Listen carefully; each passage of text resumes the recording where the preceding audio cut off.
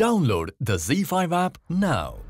Zee मराठीवरील स्वराज्यरक्षक संभाजी ह्या मालिकेच्या 12 जानेवारीच्या भागात कारभाऱ्यांचा कबुली जबाब हाच पुरावा म्हणून ग्राह्य धरला जाईल असं संभाजी महाराज जाहीर करतात. सर्व कारभाऱ्यांना संभाजी महाराजांसमोर आणलं जातं. संभाजी महाराज कवी कलशांना त्यांच्यावरील आरोप वाचून दाखवायला सांगतात. कारभाऱ्यांवर वारसाला डावलण्याचा आणि युवराजांविरोधात कारस्थान करण्याचा आरोप केलेला असतो. त्यांचा आरोप ऐकून अनाजी पंत त्यांनी हे सगळं स्वराज्य हितासाठीच केलं असल्याचं सांगतात. मात्र संभाजी महाराज ते खुद्द वारस असल्याचं शिवाजी महाराजांनी पुतळाबाईंना सांगितल्याचं सांगतात. यावर सोमाजी पंत तोंड उघडतात आणि तुमचं नाव घेण्यावेळेस महाराज शुद्धीत तरी होते का असा प्रश्न करतात. याचं उत्तर म्हणून संभाजी महाराज सोमाजी पंतांच्या कानशिलात लगावतात आणि जोपर्यंत विचारत नाही तोपर्यंत तोंड उघडू नये असं बजावतात. संभाजी महाराज मोरोपंत पेशव्यांच्या काढण्या काढावयाचे आदेश देतात. इकडे राजाराम राजे सोयराबाईंना ते कारभाऱ्यांच्या निवाड्यावेळी साक्ष देतील असं सांगतात. मात्र सोयराबाई त्यांना अडवतात.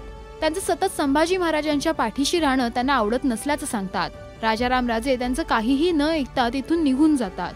पुतळाबाई येसुबाईंना सोयराबाईंनी जर साक्ष दिली तर पुढचा अनर्थ टळेल असं सांगतात.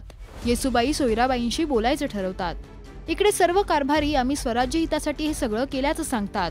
तेव्हा संभाजी महाराज तुम्ही कितीही वेळा स्वराज्य हित सांगितलं तरीही आम्ही त्याच्यावर विश्वास ठेवणार नाही असं सांगतात. तेव्हा अनाजी पंत युवराजांना प्रत्युत्तर देतात.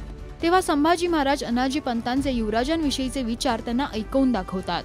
ह्या मालिकेच्या आगामी भागात अनाजी पंत युवराजांकडे त्यांची बाजू मांडण्याची संधी मागतात, तर सोयराबाई मातोश्री येसुबाईंना एकदाच निकाल द्यावा अशी मागणी करतात. कारभाऱ्यांवरील आरोप कसे सिद्ध होणार? युवराज संभाजी महाराज कारभाऱ्यांना माफ करणार का? या सर्व प्रश्नांची उत्तरं मिळवण्यासाठी पहा स्वराज्यरक्षक संभाजी, सोमवार ते शनिवार रात्री 9 वाजता फक्त झी मराठीवर. मराठी टेलिव्हिजन इंडस्ट्रीचे अपडेट मिळवण्यासाठी पहा आणि सबस्क्राईब करा राजश्री मराठी शोबज.